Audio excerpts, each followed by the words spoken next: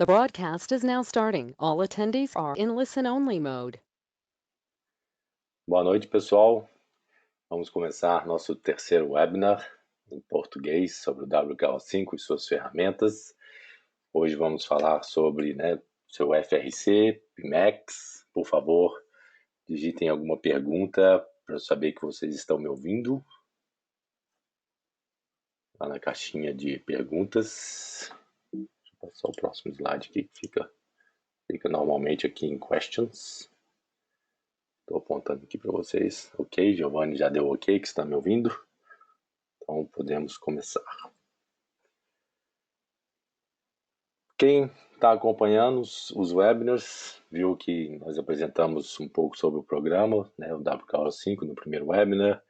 No segundo, que foi o último, nós falamos sobre as várias métricas que estão disponíveis no WKO5 de uma maneira mais geral e mais teórica.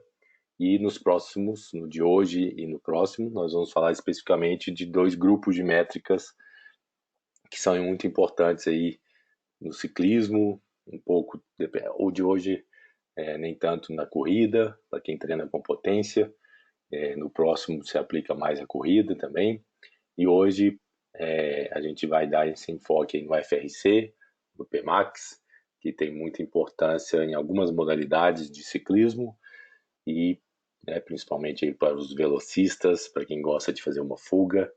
E é bem interessante. Essa apresentação ela foi originalmente desenvolvida por Colin Moore, que é um treinador americano, com muita experiência na área de ciclismo.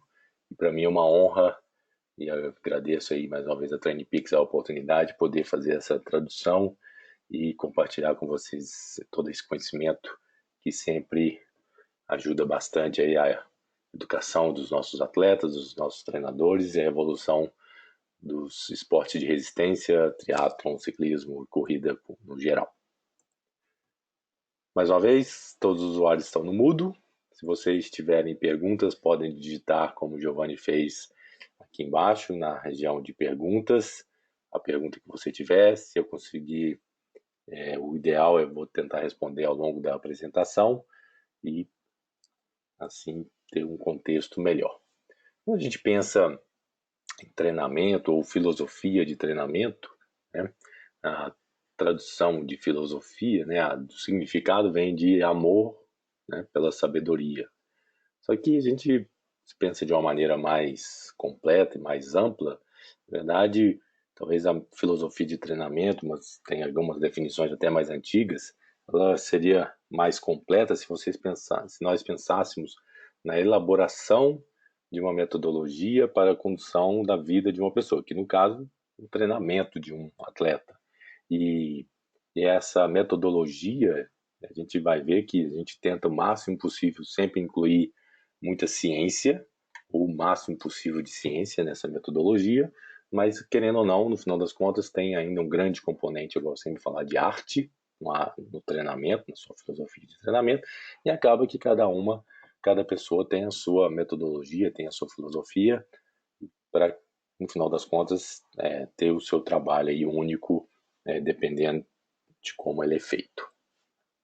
Bom, como o WKO se baseia bastante aí em métricas de treinamento, a gente pensa nessas métricas, e aí quando a gente avalia uma métrica, é sempre bom a gente lembrar dessa relação entre custo-benefício. Isso quer dizer, idealmente, tudo que está sendo rastreado, tudo que está sendo treinado, no mundo ideal, ele tem que estar aqui nessa região, ou seja, onde o custo esteja um pouquinho abaixo do benefício. Então, um atleta tem mais benefício do que custo, tudo tem um custo, mas o custo ainda é menor do que o benefício, que é o que a gente quer, que ele seja maior.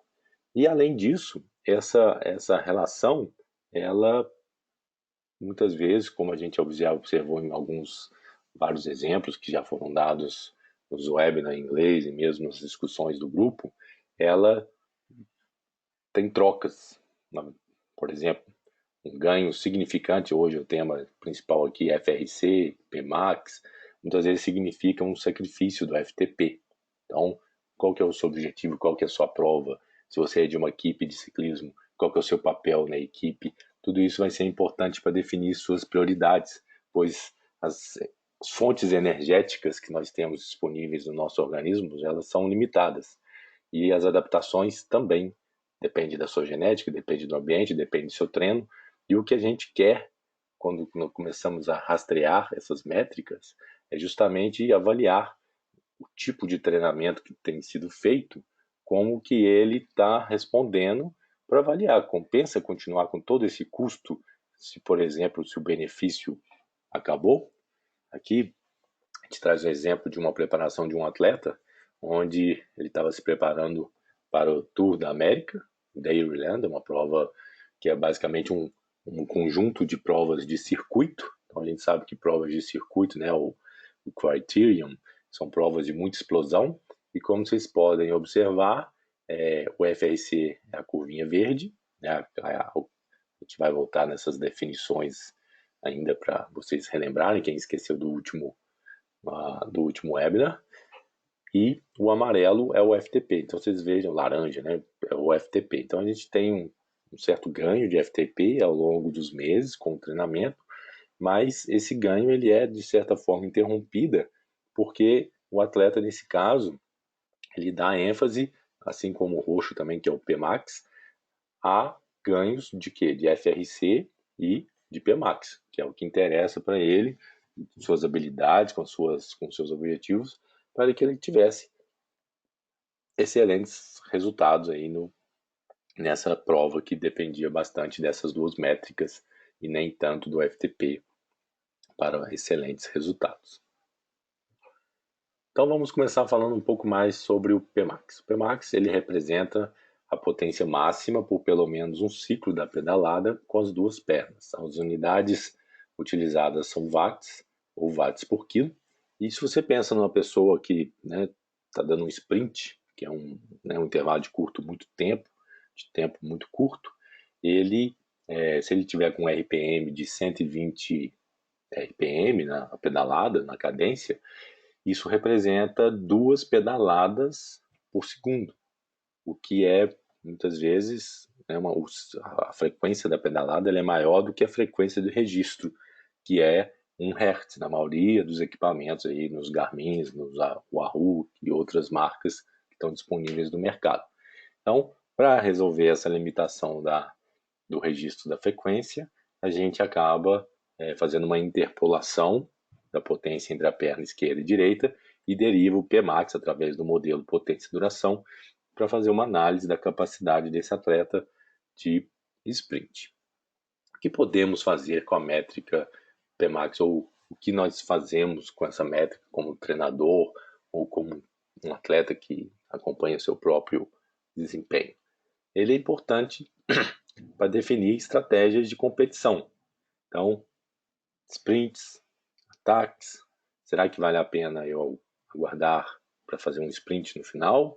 Ou vale a pena eu fugir, fazer uma fuga para tentar ganhar a prova nessa fuga?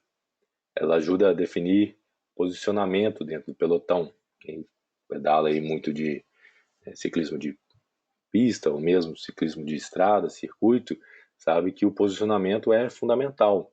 Então, o atleta que tem um bom Pmax tem uma facilidade muito maior em fechar intervalos. Então, aquele efeito ioiô que a gente vê no pelotão, ele pode ser combatido de uma maneira muito mais eficaz do que um atleta que tem um Pmax um pouco mais reduzido. Querendo ou não, né?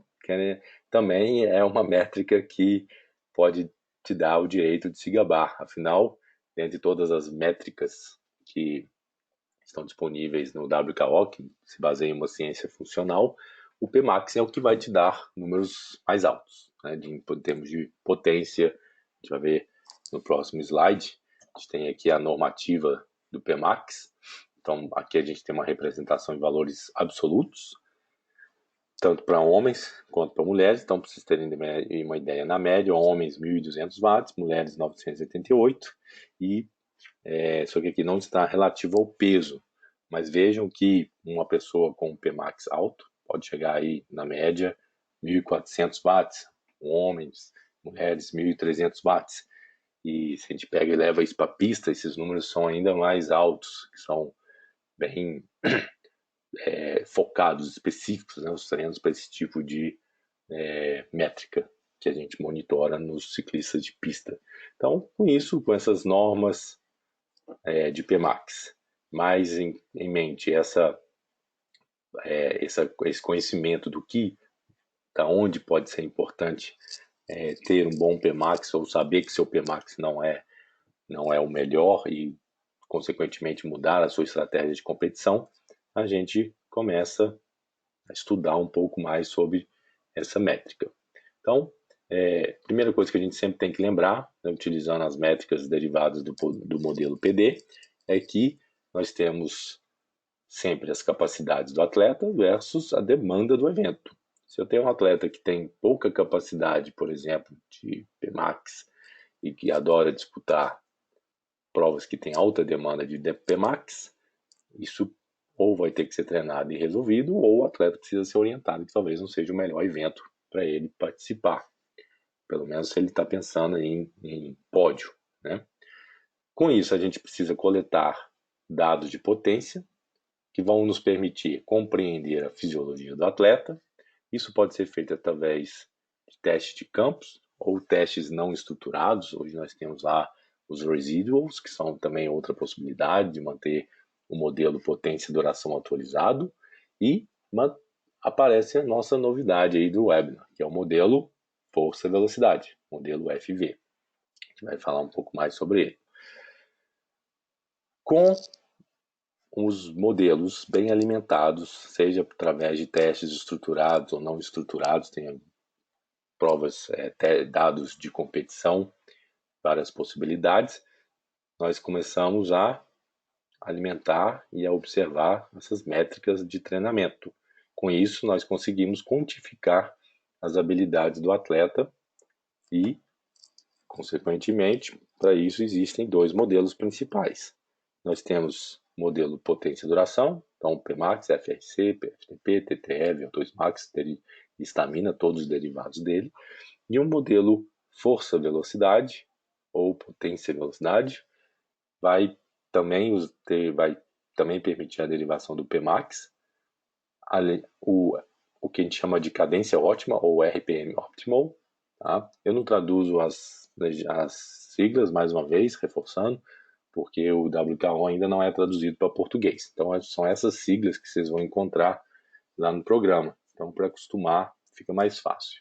O NMAX, que é a força máxima que você consegue desenvolver em curtos intervalos de tempo, e o MS Max, que é metros por segundo máximo, que seria a velocidade máxima de rotação dos pedais, pode ser em metros por segundo ou pode ser em RPM, pode ser cadência também. Antes de mostrar o modelo necessariamente, né, como é que ele se comporta em relação à cadência, velocidade e à força, vamos relembrar aí um ponto importante. O que é um watt? Né? Então, um watt, que a gente mede o tempo todo na potência, é igual a 1 newton metro dividido por segundo, pelo tempo. Como a gente está produzindo esses watts, né, com o pé de vela, a gente está aplicando essa força em um círculo. Então, com isso a gente tem uma definição mais precisa do que seria um watt no nosso caso, que seria o torque vezes a velocidade angular. Essa fórmula, então, ela vai depender de três variáveis. A duração, que é o quão rápido você consegue pedalar. A distância, que depende da força e da duração, de componentes do pé de vela. E, obviamente, a sua força. Tanto de força que você consegue, ou seja, quão intenso você pode pedalar. Então, no final das contas, a potência máxima que você consegue gerar em curtas durações é o quão intenso você pode pedalar vezes o quão rápido você pode pedalar. Muita física, né? Faz parte do show. Isso representado graficamente tem duas possibilidades. Tá? Então vamos ver essas métricas representadas no gráfico. Então aqui em vermelho nós temos a curva, como sempre tem variação, normalmente são dados do atleta, e quando tem uma linha mais certinha, é um modelo matemático, a linha pontilhada. Então a gente tem em vermelho a curva potência, velocidade, e em verde a curva força, velocidade. Então no eixo X aqui embaixo eu tenho a velocidade de rotação dos pedais, que no caso está representada aqui em metros por segundo, e no eixo Y eu tenho duas escalas, que a gente tem dois modelos, né? Eu tenho newtons e watts, dependendo de como você quer observar. Esse gráfico e, na verdade, alguns outros gráficos que vou mostrar ao longo dessa apresentação, eles estão disponíveis. Se você lembra da apresentação anterior, no WKO5 você tem os panoramas. Então, hoje, após esse webinar, se você for testar isso, você abre o WKO5, pede para alterar o panorama, ou o view, né? E seleciona Track View, que é a panorama de pista. Esse panorama de pista, ou essa visão de pista, foi desenvolvida mais uma vez pelo Cole Moore. Ele disponibilizou isso para a equipe de desenvolvimento da WKO e está lá disponível para todos os interessados na biblioteca do WKO5. Então, um deles é esse gráfico, é justamente esse modelo que eu acabei de explicar. E a partir de hoje você pode visualizar os seus dados ou do seu atleta, se você for um treinador, para começar a entender como funciona ou a sua fisiologia ou o seu atleta. E aqui, do lado direito, no alto, onde eu estou usando esse rastreador, espero que tenha ficado mais claro como para seguir meu mouse, nós temos algumas variáveis que eu vou explicar a seguir relacionadas aos conceitos. A primeira delas é a interseção do Y. Tá? Nesse caso aqui, é 1912 newtons. Como vocês podem ver aqui, ele está fora da escala, porque quando a gente pensa em cadências muito baixas, normalmente os dados são um pouco difíceis de serem captados, e aí acabam gerando dados não muito precisos. Por isso que aqui, para facilitar pedagogicamente a visualização, a gente cortou um pouco o gráfico para ficar mais adequado à visualização. Então, se você achar um pouco estranho o modo como está representado seus dados, saiba que é por causa justamente dessa alta frequência de produção de força que é feita em velocidades mais baixas e que nem sempre os medidores captam adequadamente. Mas, então, ele representa a interseção do Y, do gráfico verdinho, o quão intenso você consegue pedalar, ou seja, é o Nmax. Tá?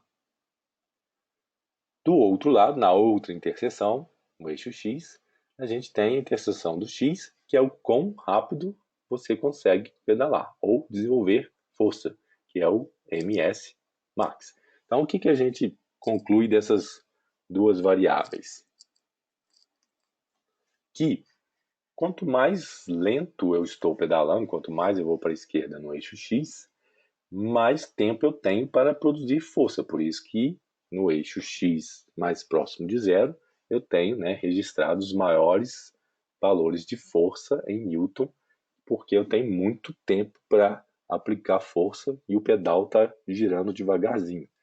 À medida que eu vou para o lado direito, que acelera o pedal, que eu estou acelerando cada vez mais, eu vou acelerando tanto, até chegar num ponto que a aceleração é tão grande que não importa o tanto que o meu atleta ou eu consiga contrair meus músculos, essa contração não é suficiente para gerar força. Então, Newton, zero. Tá? Então, com isso, eu tenho os dois extremos desse modelo. Mas, o mais importante está aqui, no meio, que é o Pmax. Tá? Pmax, ele seria o ápice da curva, tá? Onde ele tem o máximo de produção de força e numa cadência ideal, uma cadência ótima, que no caso desse atleta seria 115 RPM. Então, para esse atleta, é lógico que quem está, por exemplo, no meio de uma competição, vai dar um sprint, você não vai ficar olhando o seu computador de bordo para olhar se o seu RPM está no o ideal para a produção de maior força possível, maior potência possível para, né, você dar o sprint vencedor. Mas esses valores são interessantes para treinamento. A gente vai mostrar alguns exemplos de treinamento onde conhecer essas variáveis pode ser interessante. E vejam como que isso reflete um pouco com o treino, né? Como que isso pode mudar. Então, por exemplo, aqui a gente tem duas fases do treinamento de um atleta. Então, a primeira coluna é uma fase, a segunda coluna é outra fase, os mesmos eixo X e eixo Y. E apesar desse atleta não ter tido uma alteração significante do ponto de interseção do Y, ele aumentou 0,1 metros por segundo no seu MS Max, ou seja, no máximo que ele conseguia girar o pedal. Isso levou o quê? A um ganho de 100 watts no Pimax. Então vocês vejam que aumentou a potência aqui nessa região central, que é onde está o Pimax, e de maneira interessante, isso refletiu de uma maneira positiva para quase todas as outras durações acima, ou velocidades acima do Pmax. Por outro lado, se você olha aqui do lado esquerdo, isso não foi tão evidente, porque ele não conseguiu alterar o Nmax, consequentemente ele teve pouca habilidade em aumentar a força ou a potência que ele consegue gerar em rotações abaixo do Pmax. Então, provavelmente ele vai precisar melhorar seus treinos com relação ao Nmax para tentar subir um pouco essa curva também e continuar tendo ganhos. Vejam como a gente consegue rastrear essas métricas de maneira muito precisa usando esses modelos matemáticos e essas métricas. Bom, do ponto de vista matemático puro, né, o Pmax, a relação entre Nmax, né, e MS Max é bem simples, é uma multiplicação dividida por 4. Então, o que você conclui disso? Que tanto se eu aumentar o Nmax ou o MS Max, eu vou ter um ganho de Pmax. Tá? Então, mais uma vez, o Nmax é a força máxima, ou seja, a força que limita o quão intenso você consegue pedalar, e o MS Max, a velocidade máxima, ou seja, a taxa de desenvolvimento de força. Guardem essa sigla, a gente vai voltar nela, o RFD, então Rate of Force Development, é o nome da sigla em inglês, vamos traduzir também para até termos uma tradução oficial. Ou seja, a taxa de desenvolvimento da força que limita o quão rápido você consegue gerar força. Então, essas duas métricas precisam e devem ser treinadas para o atleta que tem como foco competições onde o Pmax é importante. Como podemos melhorar então o Pmax? Com uma pedalada mais intensa ou mais forte, para aumentar a força, isso com grandes pesos, pensando até na musculação, ou potência máxima com baixa cadência. Então pensa lá um atleta de pista, você faz uma largada em parada, uma pessoa te segurando, e aí você pode treinar essa que a gente chama de partidas, né? Onde a cadência é mínima, 0, e ele aplica o máximo de força possível até chegar a uma certa cadência, por exemplo. A gente vai ver um exemplo. Ou a pedalada mais veloz, que aumenta, então, o quê? A taxa de desenvolvimento de força, voltando aí na sigla. A taxa de desenvolvimento de força depende de quê? Movimentos rápidos e explosivos, quando a gente pensa na musculação, por exemplo, ou potência máxima em cadência alta. Tá? Todos os movimentos para treinamento do que? Do Nmax e do MS Max e, consequentemente, o Pmax depende de movimentos com a intenção de gerar força e velocidade sempre máximos. Já que a gente falou um pouco de musculação, vamos dar um pouco de ideia aí sobre só uma discussão mais superficial, mas porém para a reflexão de todos. Sempre que a gente pensa no treinamento resistido, né, que é sinônimo de musculação, a gente tem a possibilidade de fazer unilateral ou bilateral, um versus dois membros. O unilateral, como a gente sabe, a pedalada ela é unilateral. Então, ele, a princípio, né, os prós e contras, seria mais específico para o ciclismo, porém, você vai, obviamente, conseguir pegar cargas menores e leva ao quê? A uma maior tendência ao desequilíbrio, principalmente se você não tiver bons músculos de equilíbrio, de articulações durante a execução desses movimentos. Então, para um atleta iniciante na musculação, isso aumenta o risco de lesão. Então, nesse caso, por exemplo, para o iniciante, o que seria um atleta iniciante? É um atleta que normalmente gasta aí de 1 a 2 meses por ano fazendo musculação na academia. Então, ele sempre que ele volta para a musculação, 1 a 2 meses no ano, ele volta a ser um iniciante. Nesse caso, os exercícios bilaterais, eles vão ter levantamentos mais estáveis, são mais eficazes para os iniciantes, porém são menos específicos para os ciclismos. Como eles permitem pegar maiores cargas, a gente sabe que lesões na coluna de ciclistas não são incomuns, então se o ciclista já tiver alguma tendência a ter lesão na coluna, ele tem que tomar cuidado. E quando a gente pensa nos velocistas, nos sprintistas experientes, esses exercícios são menos eficazes. E aí é importante ele ir para o unilateral, pois ele vai ter um efeito mais importante no seu desempenho. Outro ponto importante em relação à musculação versus treinos na bike são os ângulos das articulações, pois o ângulo específico da articulação é muito importante para as adaptações neurais e musculares em função daquele treino de musculação. Então, muitas vezes os ângulos são diferentes entre uma posição de musculação e uma posição de um sprint, por exemplo, sentado ou fora do selim. Depende, então, do ângulo da pelve, do quadril, do ângulo do joelho. Isso tudo vai ser influenciado pelo grau de flexibilidade e mobilidade do atleta. E aí, o atleta, então, o que é o recomendado?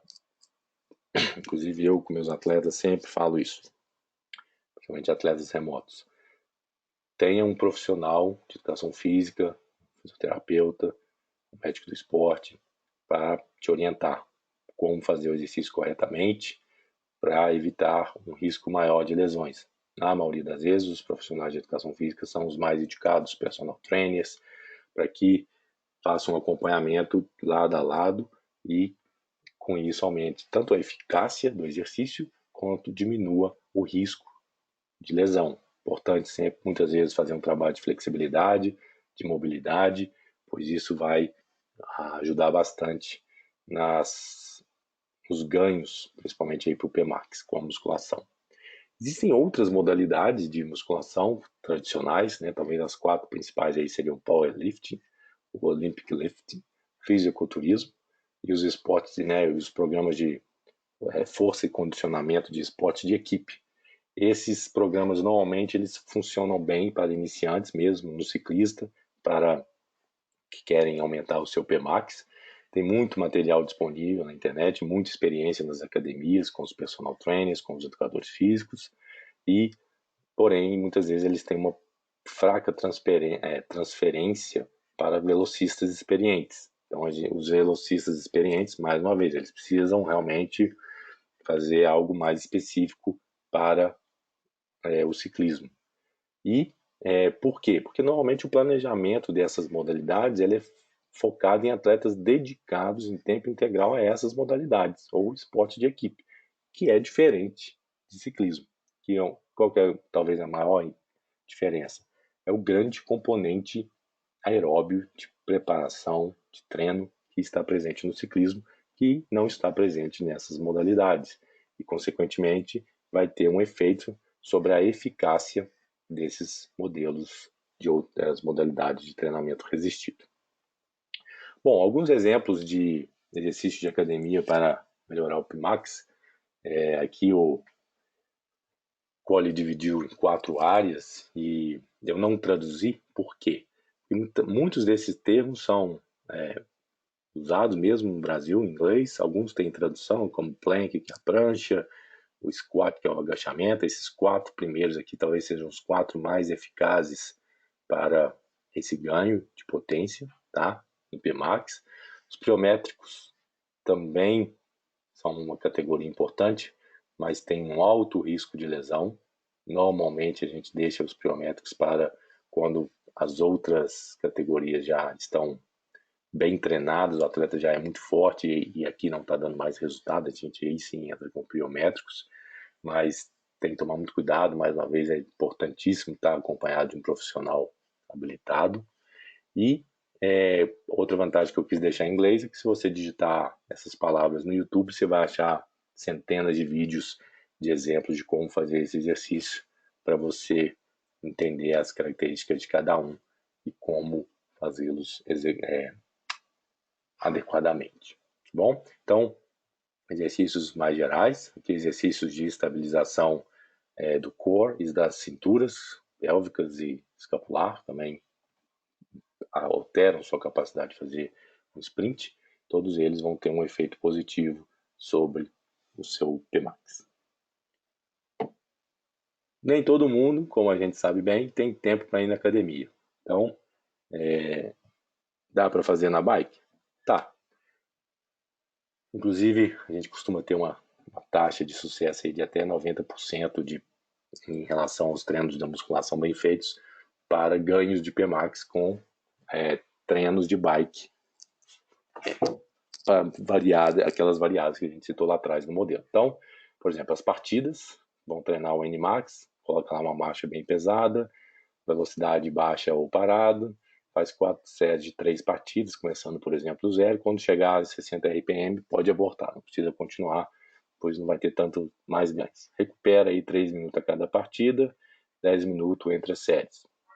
Se eu quiser treinar a minha taxa de desenvolvimento de contrações, MS Max. Então, posso fazer sprints fora do selim ou sentado, sprints de 10 segundos, bem curtos, começa com 90 RPM e olha lá no gráfico qual que é a sua cadência pico e tenta passar 20 RPM dessa cadência pico. Então, se é 120, tenta chegar em 140 nesse sprint, para que você consiga aumentar seu MS Max. 3 a 7 minutos aí de recuperação. Já o Pmax ativado é um treino em sequência, onde você treina o NMAX, o MS Max, o Pmax, e você faz 3 a 5 vezes em sequência, em 2 a 3 minutos de recuperação dos sprints e 10 minutos entre as séries. Começa com a partida parada, quando chega em 60 RPM, pausa curta, faz um sprint de 10 segundos de velocidade, pausa curta, e termina aí com outro sprint de 3 a 5 segundos de Pmax, aqui tentando começar com a velocidade mais alta, acima de 40 km por hora, e com a cadência um pouco, cerca de 10 RPM mais baixa do que a cadência ótima, tá? Olha lá no gráfico, e passando aí um pouco até o fim do sprint, com um sprint curto também. E finalmente, sprint de competição. Então, alguns atletas dão muito sprint de velocidade lenta, parados, outros dão em alta velocidade. Então, acelera bastante, ideal aí mais de 40 km por hora, coloca a marcha que você acha que é ideal para fazer aquele sprint. Quando usa uma descida para acelerar, quando chegar no plano, levante e sprint aí por 5 a 20 segundos, dependendo do seu objetivo. Ok, então esses foram alguns exemplos de treino.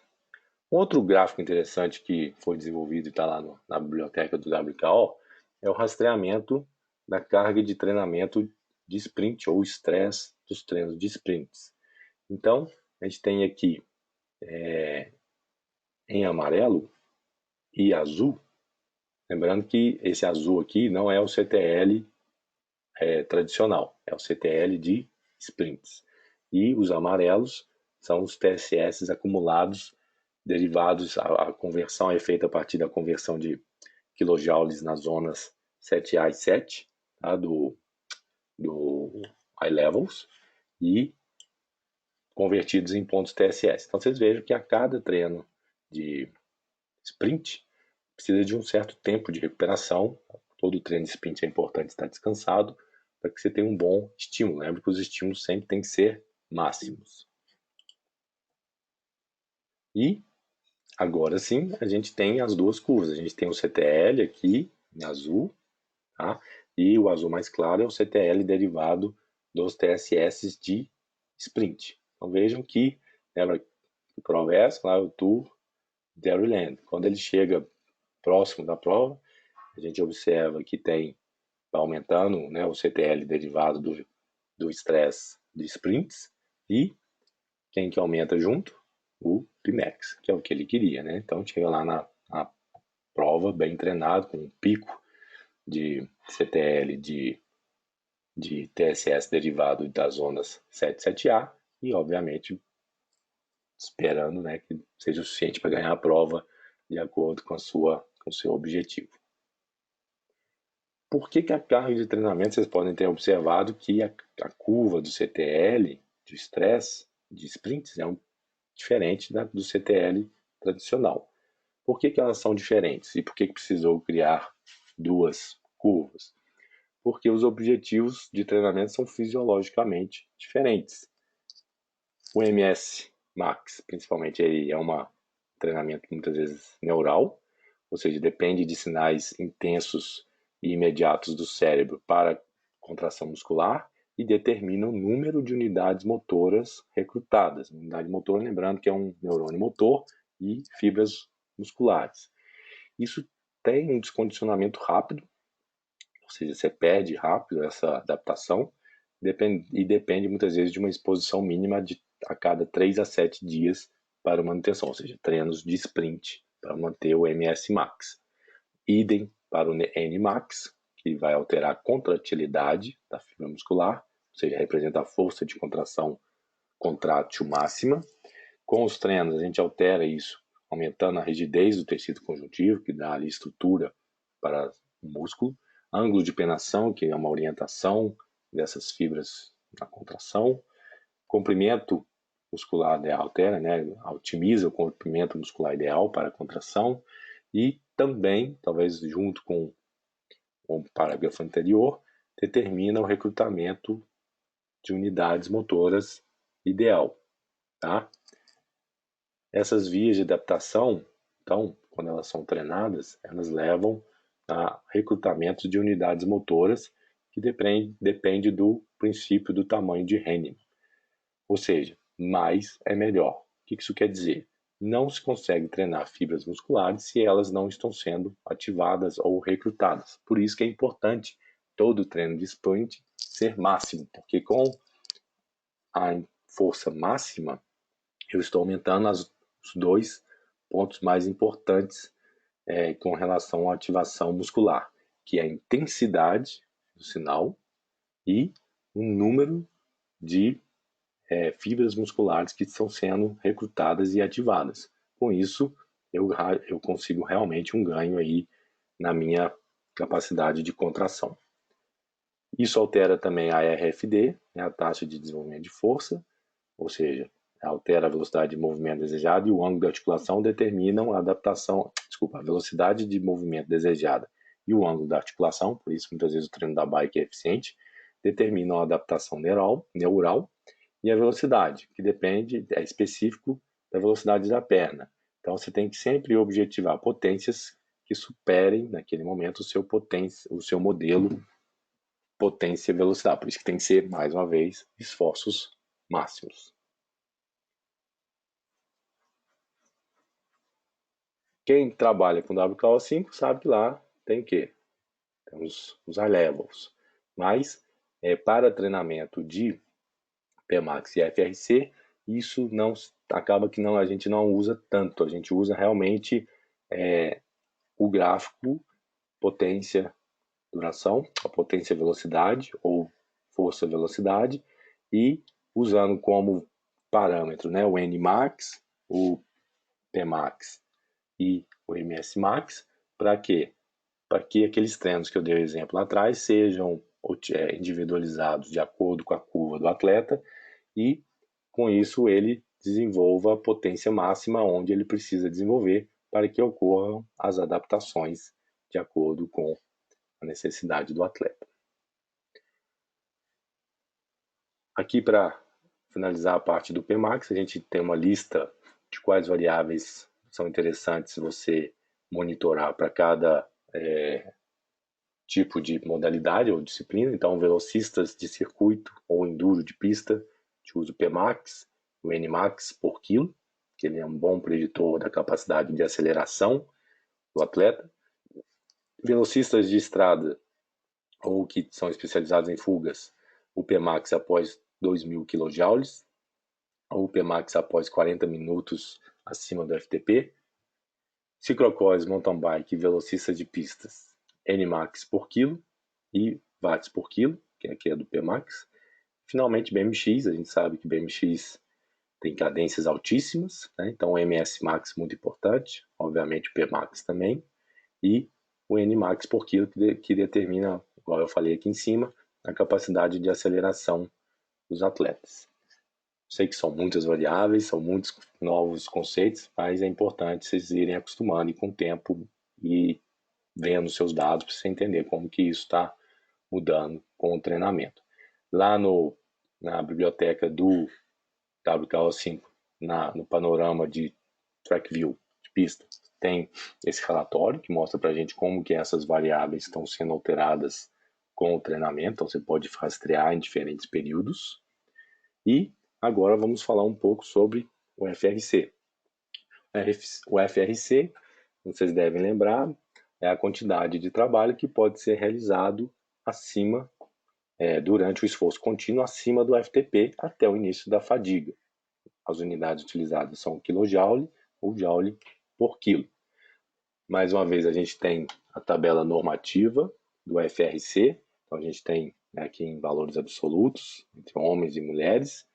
Depende, obviamente, do tamanho do atleta, isso influencia bastante. E muitas vezes é melhor fazer uma comparação intra-atleta, entre ele mesmo ao longo do tempo, principalmente se não tiver muita variação de peso, que vai influenciar nessas quantificações. E o que é, talvez a pergunta mais importante, o que fazemos com a FRC? O FRC é importante, sprints longos, lembrando que isso aqui é um sinônimo de capacidade anaeróbia, então é a capacidade de reserva funcional, ou também conhecido como capacidade anaeróbia. Então, sprints longos, para manutenção da velocidade, é importante ter um bom FRC. Em pessoas que trabalham em equipe, normalmente eles são, a gente chama eles os foguetes de reforço, numa fuga, os trens, durante a chegada para os sprints aí nas provas que o sprint define o vencedor. Se é uma prova de circuito, vai ser importante para os ataques da última volta. Provas que tem sobe e desce o tempo todo, o rolling hills. Existem pessoas que são especialistas nesse tipo de terreno, normalmente eles dependem de um FRC alto. Prova de pista aí, principalmente o pursuit, a perseguição. E mais uma vez, se você quiser usar esse número para se gabar com seus colegas de treino, também é um número grande aí que pode ser importante para quem sabe o que significa esse número, Muitas vezes as pessoas não conhecem esses conceitos e não vão entender nada. O FRC, ele surgiu a partir dos high levels que foram propostos no WKO4. E porque anteriormente a gente usava as zonas clássicas, também propostas por Kugan, só que havia um eixo de ancoragem que era o FTP, um ponto de ancoragem. E a partir desse ponto de ancoragem a gente definia as outras zonas. Isso funcionava bem da zona 1 até a 4, porém não funcionava das zonas 5 até a 7. Para resolver esse problema foi criado então o modelo potência e duração. A partir do modelo potência e duração, que é alimentado com dados dos seus treinos a cada dia, foi possível ampliar esse entendimento, ou esse diagnóstico, esse fenótipo do atleta. E aí a gente passou a ter o FRC, passou a ter o Pmax, passou a ter outras variáveis, como eu mostrei no webinar anterior, que são importantes de serem rastreadas e são únicas daquele atleta. Então, a fisiologia daquele atleta pode ser personalizada com esse novo modelo de potência e duração, e o FRC foi um deles. Então, aqui a gente tem, a gente começa a pensar em, se eu tenho que treinar, se eu tenho uma FRC, como que eu treino essa FRC? Como que eu faço para melhorar? A partir da curva potência e duração, o WKO5 consegue gerar o quê? Os high levels, que são as zonas personalizadas derivadas do modelo potência-duração. Até a zona 4 do FTP, normalmente ele usa ainda a faixa de percentual, tem pouca variação entre os atletas, mas a partir do FTP, que a gente começa a chegar no FRC, PMAX, ele acaba com essa faixa de percentual e passa a usar faixas de durações. Mas será que essa é a melhor maneira de treinar? Será que eu devo usar essas faixas de potência? O que a gente tem visto é que não, a gente pode usar as durações, mas, mais uma vez, adivinha o que vem? Potência máxima. Então, a gente pega essas durações que estão do high levels, ou se eu quiser um sistema, uma outra opção, são os intervalos otimizados, que também estão disponíveis no WKO. E aí eu vou prescrever, vou passar meus treinos, que pode ser para PMAX, pode ser o FRC, o intensivo, ou Intensive Anaerobic, e o FRC Extensive Anaerobic, que estão representados aqui na curva em função da duração. Então, o PMAX mais curto, o intensivo um pouco mais curto ainda e o extensivo mais longo. Mas para todos eles eu pego essa duração, posso arredondar para simplificar se eu quiser, e faço um sprint de 12 a 15 segundos no máximo, aqui um sprint de 35 segundos, 30 segundos no máximo, e aqui um sprint de 1 minuto no máximo, sempre no máximo, assim como lá para o PMAX. Tem algumas variações de treinos também que a gente pode fazer, dependendo do que a gente quer dar ênfase. Repetições de subida, né, os real repeats, então 3 a 6 vezes, FRC intenso. Mais uma vez eu não traduzi esse termo, porque é o que vocês vão encontrar no WKO 4, 5.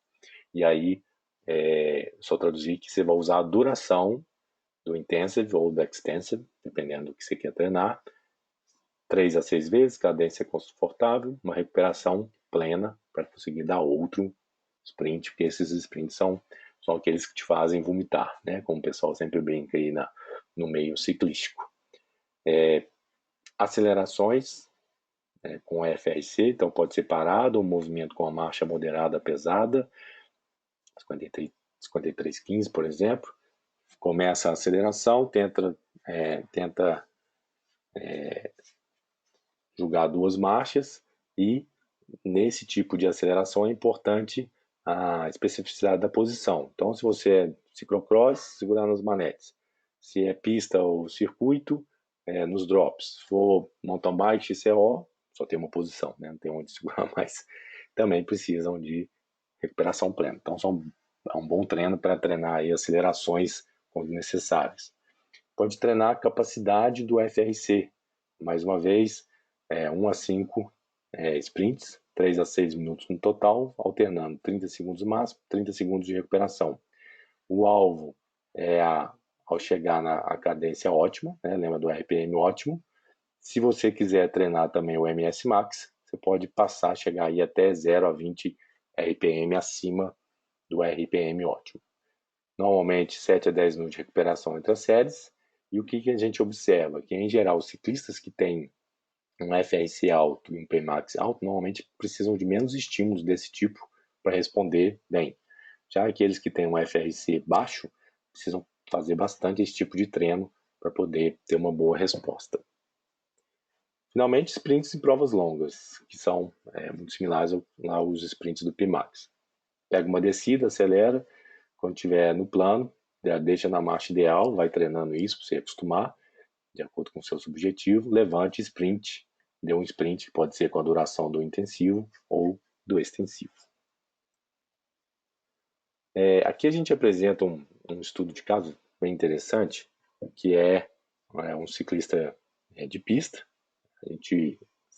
O Cooley explica que ele gosta de usar o ciclismo de pista porque as alterações são muito intensas, né? Por exemplo, o FRC aumenta muito, no caso aqui passa de 28 kJ para 40, então é um aumento significante e grande. E aí foi feita uma preparação. Nessa primeira fase, nos primeiros 3 meses, foi feitos muitos sprints de o intensivo ou o extensivo, né? Esses dois aqui. intensivo e o extensivo. E o que aconteceu? Não respondeu como eles esperavam. Então, eles alteraram o treino, tiraram o extensivo e adicionaram os treinos, os tiros de capacidade FRC. E, bum, a mágica aconteceu. Teve uma resposta máxima em 7 semanas, então ganhos aí significantes, mas depois de 7 semanas, olha o que aconteceu. Parou de responder, mesmo que todo o esforço ainda continuasse a ser feito com vários treinos aí de sprint, mas a resposta do FRC não se alterou mais de maneira significante. Ou seja, chegou num ponto em que o custo, né, não justificava mais o benefício. Outro tipo de análise que foi introduzida recentemente no WCAL5 são os índices, análise do TIS anaeróbico, que é o índice de impacto do treinamento. Tem o aeróbio e o anaeróbio. Inclusive tem um webinar que foi apresentado recentemente falando sobre isso. Está na lista aí para ver se a gente faz a tradução para o português. E ele tenta analisar a eficácia do seu treinamento. E como fica bem claro nesse que é a mesmo período desses desses treinos, olha que interessante. No início, realmente, ele teve índices, quanto mais próximo do 10, mais eficientes são esses índices, mas eles pararam de ter uma eficiência, uma eficácia depois de um certo tempo. Então, isso justifica por que não estava respondendo o FRC. Quando eles mudaram os treinos para os treinos de capacidade, ele volta a responder e, inclusive, fica por um tempo mais prolongado, respondendo de maneira com índices altos. E é onde acontece, né, então, todo aquele aumento. Depois, olha o que acontece, começa a cair. Mesmo ele treinando no máximo, intenso e capacidade, a potência não tem um impacto significante sobre a sua fisiologia e por isso ele para de responder. A gente consegue entender por que ele chega aqui e por que ele chega aqui, onde o custo é muito maior do que o benefício. Ok? Finalmente, para finalizar aí, estamos chegando no final, a gente tem outros modos de rastrear isto também. A gente pode fixar, aqui está fixado em 25 segundos, e a gente observa para aquele mesmo atleta o antes e o depois, né? O que seria o antes e o depois? Seria aqui versus aqui. A gente vê que para 20 segundos aumenta de aí quase 300 watts a potência em relação a quando ele fazia os intervalos intensivos e os extensivos para quando ele passou para capacity, de capacidade, e os intensivos. Ou seja, mostrando realmente uma alteração, um deslocamento da curva, principalmente para cima. Um outro modo de olhar isso, de uma maneira diferente, mas semelhante, seria fixando pela potência. Antes ele conseguia manter 1000 watts por mais ou menos 24 segundos, e agora ele consegue manter os mesmos 1000 watts. Era um atleta de pista, isso, segundo o Cooley, nem é um número tão significante em termos de desempenho, mas ele conseguiu aumentar de 24 segundos para 49 segundos. Então a gente consegue realmente mostrar essa alteração na fisiologia. E toda essa alteração, ela depende de quê? Ela depende, né, da adaptação fisiológica da FRC. Então a gente tem muscular, neural e o aeróbio. O muscular, a gente tem conversão de fibras lentas para contração rápida, aumento da massa muscular, né? Ciclismo de pista a gente sempre vê, né? Só tem glúteo e coxa, é impressionante. Grandes estoques de glicogênio e aumento das enzimas para o metabolismo de carboidratos, que afinal é a principal fonte energética para o FRC. Neural, aumento da resistência à fadiga neural, mais uma vez volta lá no princípio do tamanho de Henneman, tá? Esse princípio determina que a gente precisa recrutar mais fibras e fibras maiores, para isso eu dependo de uma ativação máxima, isso também acontece com a FRC. E a nível aeróbio, o que acontece muitas vezes? A gente aumenta o VO2 desses atletas, mas olha o que acontece, é a troca, né? Cai o FTP.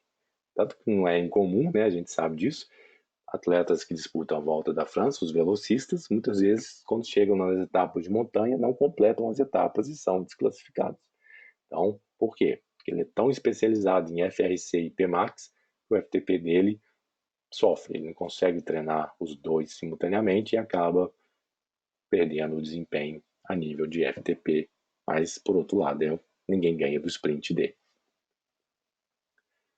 Bom, pessoal, é isso que eu queria falar sobre PMAX, FRC. Estou olhando aqui a caixa de perguntas. Se alguém tiver alguma pergunta, essa é a oportunidade para fazer. Se ninguém tiver nenhuma pergunta, eu agradeço a atenção. Aqui está meu site com blog lá que a gente tem alguns artigos sobre treinamento. Meu e-mail na FCA Sport. Se alguém tiver alguma dúvida, pode me mandar por e-mail também. Eu tento responder do melhor modo possível. Estou monitorando aqui. Bom, não tem nenhuma pergunta. Então eu agradeço a atenção de todos e vamos encerrar essa apresentação.